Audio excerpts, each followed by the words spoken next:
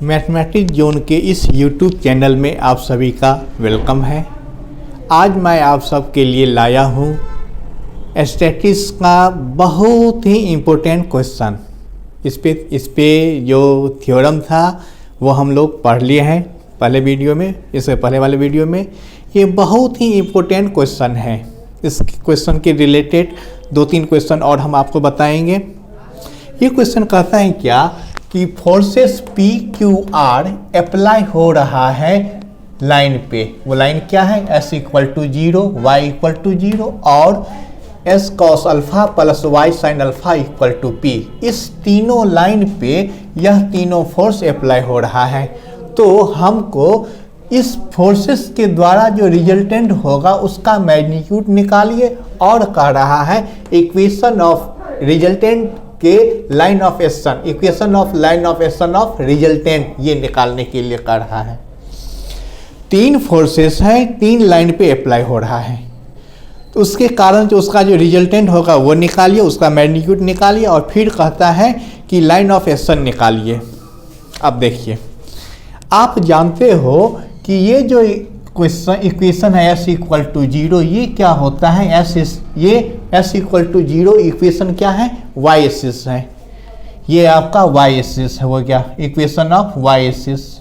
Y = 0 ये पढ़े हो आप, ये होता है S axis, equation of S axis.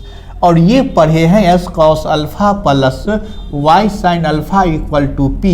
ये पढ़े हो आप, याद करिए 11th में ये सब पढ़े हैं। ये पढ़े हैं equation of line, equation of line किस रूप में? तो नॉर्मल फॉर्म में पढ़े हैं, नॉर्मल फॉर्म में हम लोग पढ़े हैं ये। तो ये Y एक्सिस हुआ, Y एक्सिस ये ले लिए हम, Y एक्सिस का इक्वेशन। ये Y = 0 S एक्सिस हो गया, और ये नॉर्मल फॉर्म में पढ़े थे। ये है लाइन आपका जो ओरिजिन से इस पे परपेंडिकुलर P है, और ये S एक्सिस के साथ अल्फा एंगल बना रहा है। ये तीनों के तीनों इक्वेशन के बारे में हम लोग पढ़े हुए हैं, इसको यहाँ पे रहना जरूरी नहीं है। अब देखिए हमने क्या किया, मान लिया let us suppose that forces P Q and R acting along OB, Y axis पे P, OA S एक्सिस पे, और AB ये नॉर्मल फॉर्म है आपका, इस पे तीनों फोर्स अप्लाई हो रहा है इस प्रकार कि OB क्या है? S = 0 equation of line. OA क्या है? Y = 0 इक्वेशन ऑफ लाइन, ये S एक्सिस। और AB क्या है? ये इक्वेशन दिया है आपको, तीनों साइड ले लिए हम। अब ये तीनों लाइन जो हैं OB, OA और AB ले लीजिए। यह तीनों लाइन क्या करता है? एंगल बनाता है S एक्सिस के साथ, मान लीजिए θ1, θ2, θ3। अब देखिए OB लाइन जो है, OB लाइन ये S एक्सिस के साथ कितना एंगल बनाएगा? 90 डिग्री। वही लिखिए θ1 90 डिग्री। OA कितना बनाएगा? ये तो S एक्सिस के पैरेलल ही है, तो ये 0 डिग्री लिए। और θ3 निकालना, θ3 ये जो लाइन है AB, ये कितना एंगल बनाएगा? इसके लिए क्या किया हमने? ट्रायंगल लिया। कौन? AOC triangle. AOC ट्रायंगल में आप पढ़े हो तीनों एंगल का सम 180 डिग्री होता है। तो यहाँ अल्फा मालूम है, 90 डिग्री मालूम है, इसको θ3 ले लिए। तो यहाँ से θ3 का वैल्यू क्या निकला? 90 डिग्री माइनस अल्फा। तो तीनों फोर्सेस जो है आपका P Q R वो 3 साइड पे हुआ। वो तीनों साइड S एक्सिस के साथ कितना एंगल बनाता है ये हम निकाल लिए। अब इससे फायदा क्या हुआ कि S एक्सिस पे और Y एक्सिस पे फोर्सेस निकाल लेंगे हम, क्या होगा फिर उसकी सहायता से हम रिजल्टेंट निकालेंगे। यहाँ पे हमको रिजल्टेंट L वेक्टर दिया है, ये आपका रिजल्टेंट L वेक्टर है। तो इसका मैग्नीट्यूड हो जाएगा मॉड L वेक्टर। अब आप पढ़े हो कि यदि A वेक्टर कोई है, ये है आपका AI प्लस BJ कैप, तो इसका मॉड हो जाता है कितना? तो रूट में I का कोफिशिएंट का स्क्वायर और J के कोफिशिएंट का स्क्वायर, ये होता है रिजल्टेंट। तो यहाँ पर भी इसका जो मैग्नीट्यूड निकालेंगे रिजल्टेंट का, तो ये हो जाएगा I के कोफिशिएंट का स्क्वायर प्लस J के कोफिशिएंट का स्क्वायर अंडर रूट ये। रूट के अंदर में। अब ये क्या है, a माइनस बी का square, A square plus B square minus 2ab, ये है आपका a प्लस बी का square, A square plus B square plus 2ab। अब इसको अरेंज करते हैं। हमने क्या किया, पी स्क्वायर और क्यू स्क्वायर पहले लिखे, आर स्क्वायर कॉमन लेंगे तो यहाँ साइन स्क्वायर बचा, यहाँ कॉस स्क्वायर बचा, वो दोनों ले लिए, फिर ये दोनों आपका ऐसा ही रह गया। आप जानते हो साइन स्क्वायर और कॉस स्क्वायर का वैल्यू क्या होता है, sine square alpha plus cos square alpha का वैल्यू 1 होते हैं, तो ये आ गया आर स्क्वायर। तो ये हमारा क्या मिला, ये रिजल्टेंट हुआ। किसका रिजल्टेंट का, ये आपका रिजल्टेंट का मैग्नीट्यूड है। किसके रिजल्टेंट का, तो वो तो 3 फोर्सेस हैं पी क्यू आर, उसके रिजल्टेंट का मैग्नीट्यूड है। एक पार्ट हम बना लिए। अब कहता है क्या कि हमको equation of line of action निकालना है रिजल्टेंट पे। इसके लिए क्या किया, तो ये एक लाइन लिए, ये लाइन एल क्या है, तो रिजल्टेंट है, रिजल्टेंट है एल वेक्टर। ये एक हम ले लिए जिसपे कोई पॉइंट स्मॉल एल लिए हैं। लिखे let us suppose that L be any point on resultant L vector. अब यहाँ से एज्यूम कर लेते हैं इस पॉइंट से तीनों वेक्टर जो है आपका ये फोर्स जो है पी क्यू आर, इसकी हम दूरी मान लेते हैं लेट L1 L2 L3। ये क्या है, लेंथ है किसका, परपेंडिकुलर का, जो डाला जाता है इस पॉइंट से, L पॉइंट से, कहाँ पर, तो लाइन 1 2 3 लाइन पे। ये तीनों इक्वेशन हम 1 2 3 इक्वेशन पढ़े हुए हैं, उस तीनों इक्वेशन पे पॉइंट L से लेंथ ऑफ परपेंडिकुलर डाला जाता है, उसकी लंबाई L1 L2 L3 है। अब यहाँ आप 11th में पढ़े हैं, since we know that length of perpendicular from point S1 Y1, किसी पॉइंट से जो लेंथ ऑफ परपेंडिकुलर डाला जाता है किस पे, लाइन पे, वो होता है mod AS1 plus BY1 plus C बट्टा रूट ए स्क्वायर प्लस बी स्क्वायर। यानी कि हम क्या करते हैं, पहले ये जो लाइन दिया है इसको एसेंडर रूप में लिखते हैं, इक्वेशन ऑफ लाइन को एसेंडर रूप में लिखे, इसमें इस पॉइंट को रखे, वो ऊपर में आ गया, और दोनों के ये एस और वाई के कोफिशिएंट को नीचे में स्क्वायर करके रूट में लिखते हैं।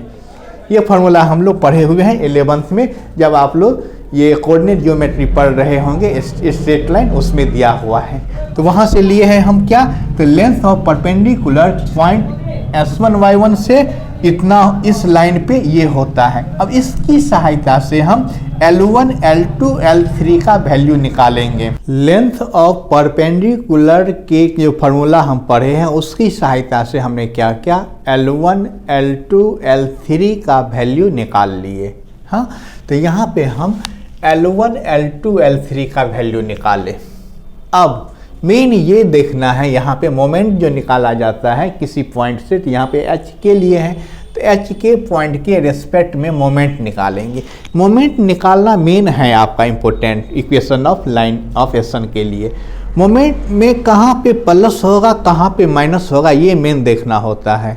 तो यहाँ पे ये ध्यान देना आप कि जब हम पॉइंट से फोर्सेस एंटी क्लॉकवाइज डायरेक्शन में घूमेगा तो पॉजिटिव होगा, और घड़ी की सुई की दिशा में चलेगा तो नेगेटिव होगा, ये मेन देखना है। अब जैसे देखिए यहाँ पे आपको भ्रम हुआ होगा, ये पॉइंट है आपका L, ये पॉइंट L है, यहाँ पे हम एक उंगली रखे।